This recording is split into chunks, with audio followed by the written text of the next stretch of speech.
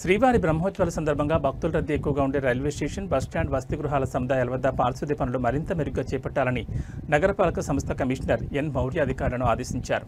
నగరంలోని railway station, RTC bus stand, Vishnu నివాసం, వసతి సముదాయం ప్రాంతాల్లో పారిశుద్ధ్య పనులను హెల్త్ ఇంజనీరింగ్, ప్లానింగ్ అధికారులతో కలిసి కమిషనర్ పరిశీలించారు. శ్రీవారి బ్రహ్మోత్సవాల నేపథ్యంలో భక్తులు పెద్ద సంఖ్యలో వస్తారని అన్నారు. కాబట్టి రైల్వే స్టేషన్, బస్టాండ్ తదితర ప్రాంతాల్లో ఎక్కువ మంది సిబ్బందితో పారిశుద్ధ్య పనులు మెరుగ్గా చేపట్టాలని అన్నారు.